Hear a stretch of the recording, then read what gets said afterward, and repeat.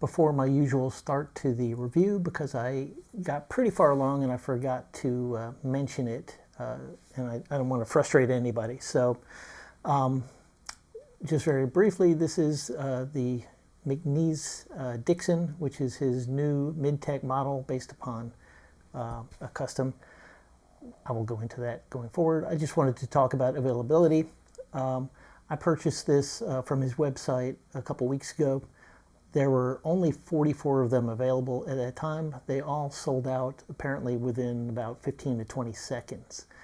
He's going to have more at Blade Show Atlanta, and then after that I suspect he will be doing regular drops and they will become more available, more along the lines of the availability of your PM Mac 2s. So I just didn't want anyone to get super frustrated if they really liked the knife and went out and found out that they can't get one right now. So on to the review. Hey, welcome back to the Blade Lab. Long time no see. Not your fault, mine. I've just been doing other things. But I have a pretty exciting review and first impression of this knife here. This is the McNees Knives Dixon. Jonathon McNees, in his own words, is bringing the big Dixon energy. And it's pretty darn exciting for those of us who are fans of his work. So before we actually get to the knife, let's just do a quick, obviously it's not an unboxing since this has been opened, but just show you what comes in the box. There are a bunch of stickers, very cool. There's two like this. Really, I love his logo. Oh, I forgot, it came also with the super cool little McNees logo skeleton toy. So I love that. That is too cool. This is, if you're not super familiar with McNees, it is an American-made mid-tech brand. My Blade Lab, my actual first name is Adam. So you get a nice handwritten note from this person who God only knows. I think it's actually Jonathan's wife, but I'm not sure about that. So that is what all it comes with. Cool graphics on the box. It's not just knife, it's an experience. As I believe I said, it's made entirely in the United States, and this has got the finish and the model name on it. So that it's all good. So let's have a look. What is this thing? Well, this is McNees's first real sort of departure from the Mac 2 line that he's been sort of producing in small batches in sort of mid-tech fashion. He started out, Jonathan, as a custom knife maker after he left the U.S. Marines. Thank you for your service. And one of the first models that he made, if not the first, was called the Dixon, which this mid-tech version is based off of. This basically has the same shape. Maybe I'll try to find a photo of the original to throw up on the screen. Never mind. One significant difference is that this one has this blade hole shape. I don't know how to describe it exactly, but it is not a circle, which is what he had on the original, and he didn't go with that for the production version because Spyderco, I believe, still has a patent or trademark on that.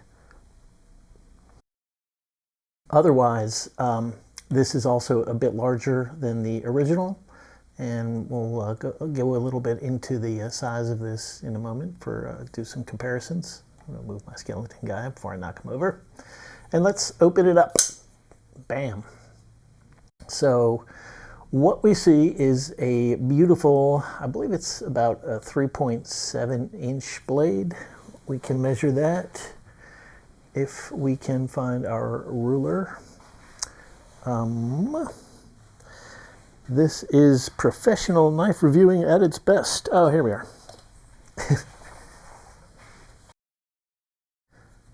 So let's just do a quick, yeah, so this is actually a 3 3/4 inch blade. The overall length is about 8 1/4 inches, maybe a little bigger. Call it 8 3/8. So a very good blade to handle ratio. This knife weighs 5.5 ounces, so it's not light, but it's not a pocket dragger either. You can see the logo here. Has this beautiful, what he calls his atomic stone wash, which I believe is maybe some kind of acid stone wash. I'm not entirely sure.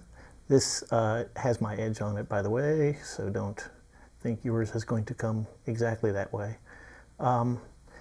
You can see that it has pretty fine machine marks or milling on the handle, which is for a first, for a production McNees, contoured and very cozy indeed in the hand.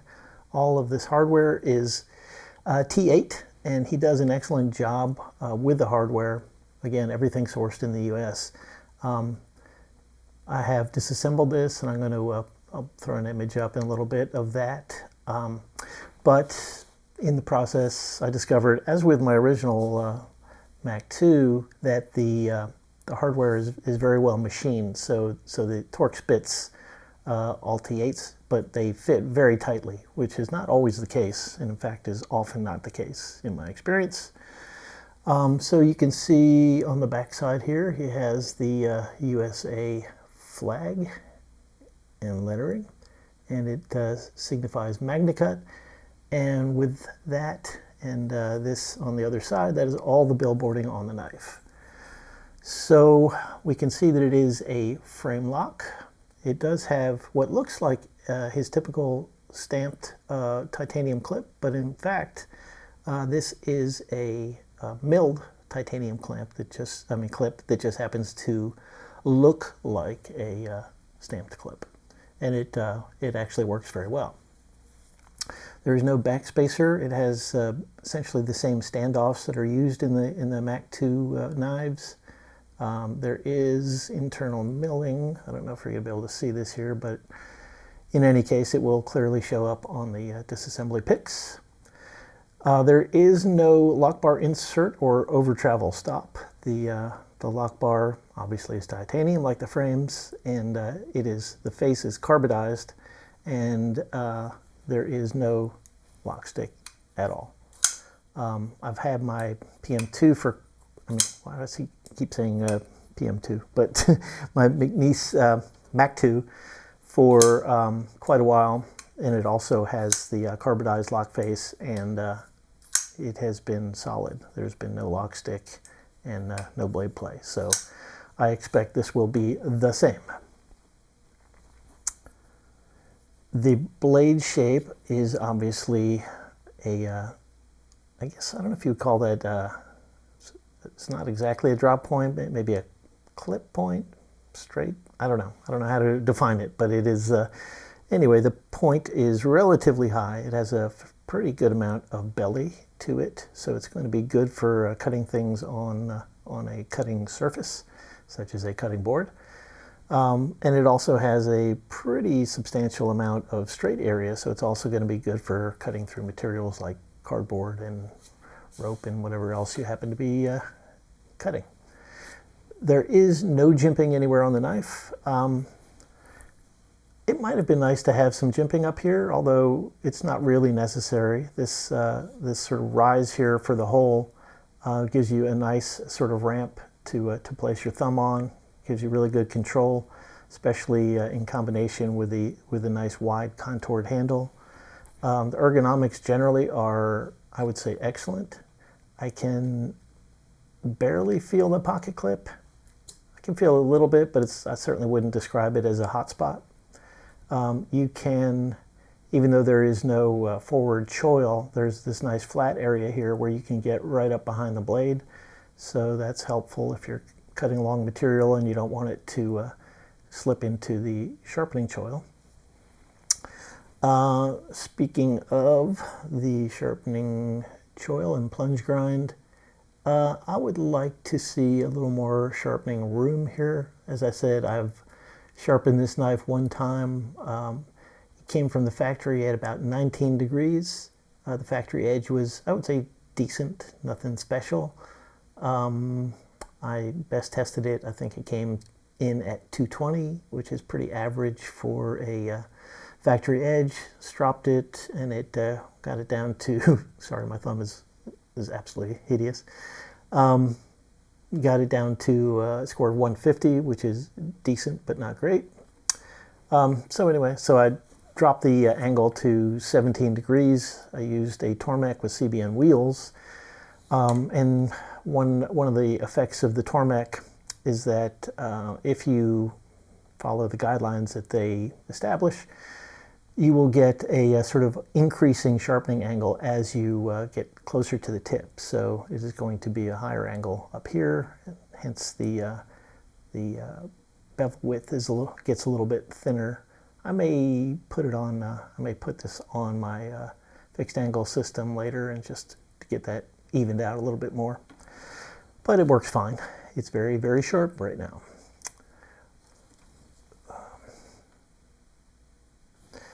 I don't think that I've mentioned that it is running on bearings, and in this case, unlike the Mac 2 that I had originally, which came with steel bearings, this knife has ceramic bearings, and it is in a black, I don't know if it's Delrin or some sort of plasticky cages. So the action is very, very smooth and completely drop shut. I mean, it's actually more, the action is kind of more akin to almost a Grimsmo Rask in terms of the fall shuttiness.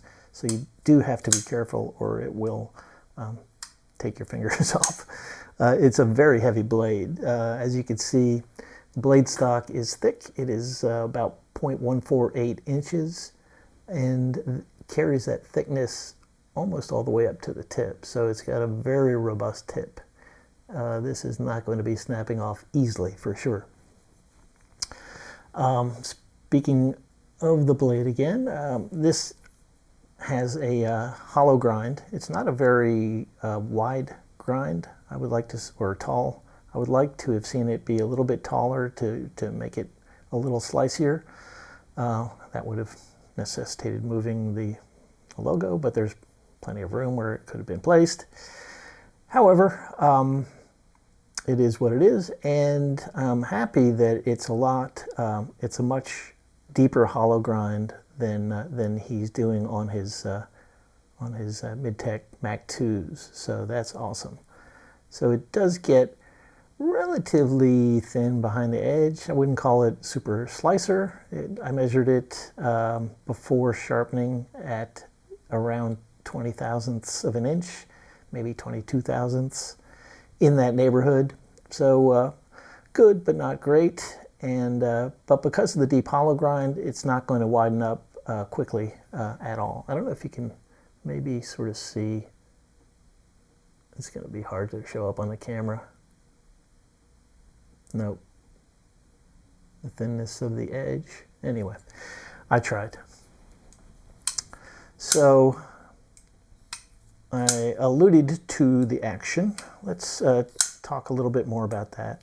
Well, you know what? Before we do that, let's do those size comparisons that I threatened to do earlier. So I do have a McNees Mac 2 3.5 inch. Obviously, this is the Tonto grind, and you can see that the Dixon is considerably bigger than that.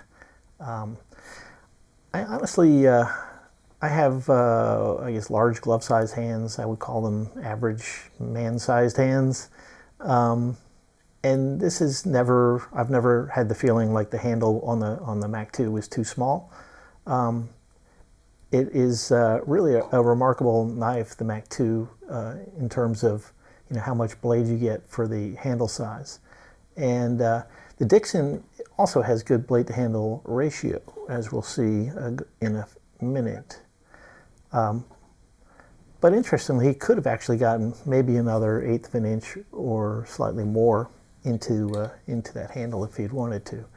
Let's compare it to also, this is the Les George VECP button lock, and you can see that the Dixon is bigger than that.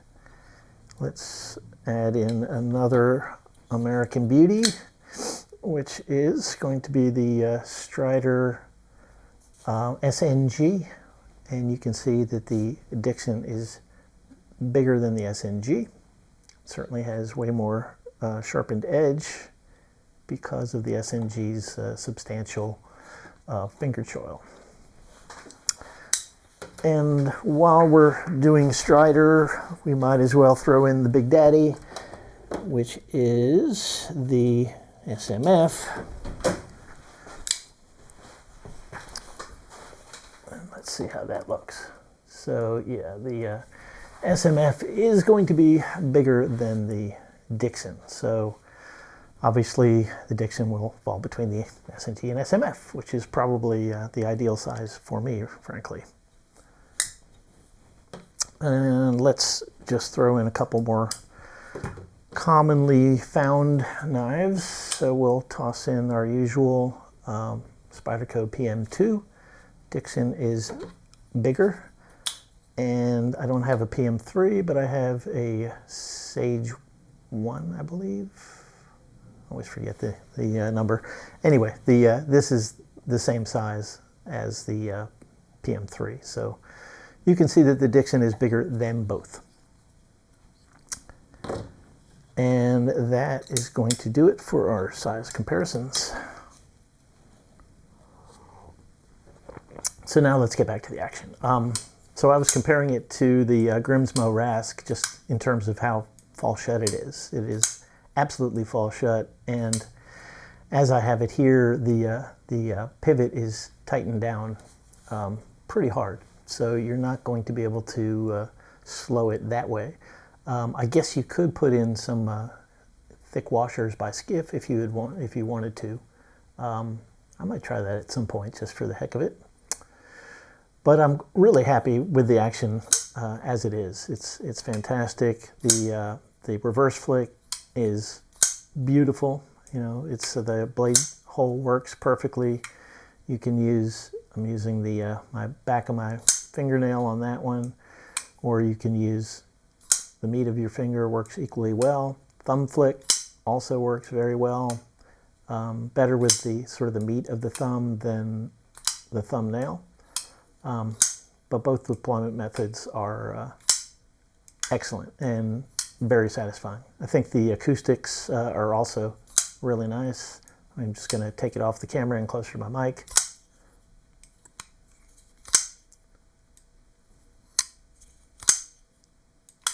Whoop, double clutch. So you heard the double clutch there. Let's just look at that. There is a detent ramp in here, and it you get fully up on the tang. Oops, sorry for the interruption. Had an equipment problem. I am back. So I was saying there is a detent ramp in this knife, and you can see from about, you start to engage it about here. Now we're up on it, and so you were fully off of the tang at about this spot here. So call it maybe 10:30, 11 o'clock on the knife. Sorry, on the clock face. Not a problem. You know, it's I rarely get double clutch when I'm actually using it. You just give it a little poke and you're past it, and it comes down. In terms of cutting performance, I have done some cutting with this knife, not a whole lot since I got it, but I have broken down a few boxes, opened a few packages and whatnot, and it is a good cutter. You know, it's not going to be the sliciest knife in the world, simply by virtue of the fact that it's a thick blade stock and the grind is a little on the short side, but it's perfectly capable of doing EDC tasks, and it would be an awesome work knife if you were wanting to do some harder use. The lockup is rock solid. There's no blade play whatsoever. There is, well, you know, I'm feeling a little bit of detent lash here, which is interesting because last time I checked, I didn't detect any. Anyway, it's not a functional issue, and it's not something I noticed until I literally just did that, so not a problem. There is no detent lash. The detent I would describe as probably in between medium and hard, which I like very much. You're not going to fail this knife because it has a soft detent, that's for sure. In terms of things that I would change if I was to make recommendations to Mr. McNees, there are really not very many things. One is, which generally just has to do with sort of knocking down some edges. So you can see that there is a slight chamfer on the edge of the scales, which are already contoured, so it lessens this issue. But I would like to see a sort of just a wider chamfer on these outside edges all the way around, just to, you know, if you're like really white knuckling it, that would sort of reduce any sort of pressure in your hand.